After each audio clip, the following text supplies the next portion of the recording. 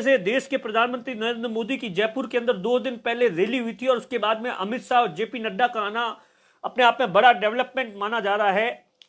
क्योंकि आप देखिए उस दिन में वसुंधरा राजे को लेकर तमाम तरीके के मीडिया के अंदर जो खबरें चल रही है, इसी बीच डैमेज कंट्रोल करने के लिए या फिर ये कहें कि पहली सूची आने वाली है, किस तरीके की आगे की प्लानिंग है, अमित शाह है वो बीजेपी के तमाम जितने भी बड़े बड़े पदाधिकारी हैं उनके साथ में मुलाकात करके चुनाव के अंदर किस तरीके की रणनीति होगी, इन तमाम चीजों को लेकर बड़ी बैठक आज शाम को करने वाले। आज और कल सुबह वापस अमित शाह निकलेंगे और उसके पहले ऐसा बताया जाता है 7 बजे के आसपास अमित शाह और जेपी नड्डा है वो बीजेपी के कार्यालय के अंदर तमाम जितने भी बीजेपी के बड़े पदाधिकारी हैं उनके साथ में बड़ी बैठक लेने वाले हैं। ऐसा भी कहा जा रहा है कल रात को भी इस बात को लेकर भी चर्चा हुई कि किन किन जो केंद्रीय मंत्री है, सांसद है, उन्हें विधानसभा चुनाव के अंदर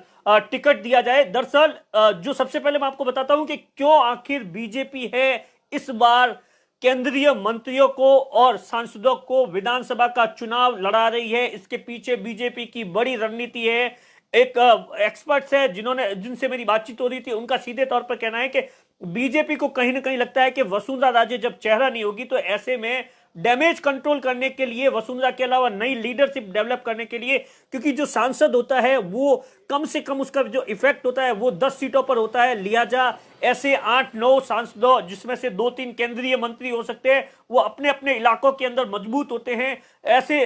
30-40 सीटों पर, 40-50 सीटों पर उनका सीधा असर होगा और ये बीजेपी को कहीं ना कहीं फायदा देगा। इस तरीके की बीजेपी की रणनीति के अनुसार जो बीजेपी है इस पर कामकाज कर रही है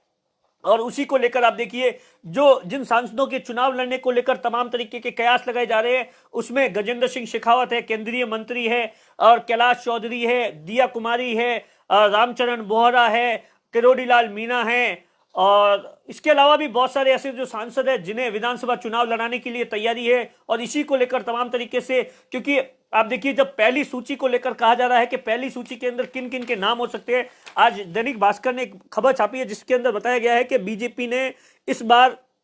जो किस तरीके की जो 10,000 से ज्यादा जो जीते हैं विधायक है 2018 के अंदर, उन सबको टिकट मिलना लगभग तय माना जाता है। और इसके साथ में महिला जितने भी विधायक है उनको भी टिकट तय माना जा रहा है। 30 से 35% मौजूदा विधायक है उनके टिकट जो है वो कर सकते हैं। जो पहली लिस्ट है जिसके अंदर ऐसा बताया जाता है 60 से 70 उम्मीदवार हो सकते हैं, इस तरीके की जानकारी निकल कर आ रही है। वो जो जानकारी है उसमें यह बताया जा रहा है कि वसुंधरा राजे, राजेंद्र राठौड़, सतीश पूनिया, अनीता बघेल, सुरेश रावत, बिहारी लाल विश्नोई, छगन सिंह, जोगेश्वर गर्ग, पूराराम चौधरी,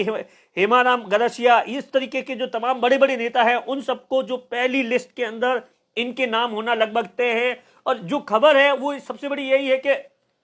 कई जो सांसद है वो, और दूसरा ये भी कहा जा रहा है कि वसुंधरा राजे कहीं ना कहीं खफा चल रही है तो उसे मनाने की कोशिश भी की जाएगी। उनके जो समर्थक हैं उनको टिकट दे दिया जाए, कुछ समर्थकों को टिकट दे दिया जाए, इस बात पर भी जबरदस्त तरीके से विचार विमर्श चल रहा है। क्योंकि वसुंधरा के समर्थक इस बात से लेकर पीएम मोदी, और देखिए जिस तरीके से बिना वसुंधरा के भी नरेंद्र मोदी की रैली हुई है उससे बीजेपी बहुत ज्यादा खुश है कि बिना वसुंधरा के भी जब इतनी सारी भीड़ जुट सकती है मोदी की सभा के अंदर, तो कहीं ना कहीं अब नई लीडरशिप है उसे डेवलप किया जाए। इन तमाम चीजों को लेकर जो बड़ा मोटे तौर पर आज जो पिक्चर है वो क्लियर हो जाएगी। पहले ये कहा जा रहा था कि हो सकता है कि पहली लिस्ट है वो श्राद्ध के बाद आए, लेकिन अब जो सूचना और जानकारी निकल कर आ रही है उसमें सीधे तौर पर यही कहा जा रहा है कि जो पहली लिस्ट है वो अगले 2 या 3 दिन 29 से पहले अब देखिए बीजेपी की पहली लिस्ट आ जाएगी। इसको लेकर भी कयास लगाए जा रहे हैं तमाम तरीके से। ये मतलब मोटे तौर पर जो जानकारी है मैंने आपको बता रहा था कि ये पूरी की पूरी, और आज जो पूरी रणनीति है वो एक तय हो जाएगी। क्योंकि आप देखिए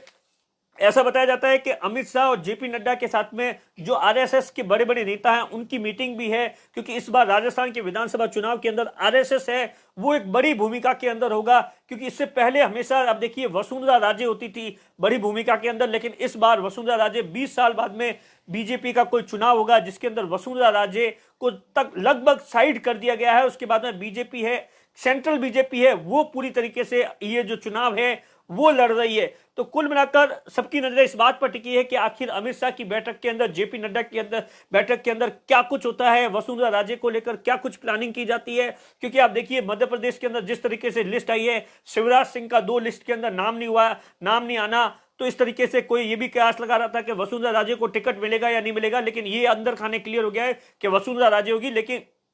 अब देखिए वसुंधरा राजे 2 तारीख को बाड़मेर भी आ रही है, तो ये मोटे तौर पर अब सबकी निगाह इस बात पर टिकी है कि कौन कौन से जो सांसद होंगे जो इस बार विधानसभा चुनाव लड़ेंगे, कौन कौन से मिनिस्टर होंगे। क्योंकि राजस्थान से आप देखिए अर्जुन राम मेघवाल है, केंद्रीय मंत्री में है, कैलाश चौधरी है, गजेंद्र सिंह शेखावत है, ये जो 3-4 मंत्री है जो कि पश्चिमी राजस्थान से आते हैं, ये चुनाव लड़ेंगे, इस तरीके की खबरें हैं। गजेंद्र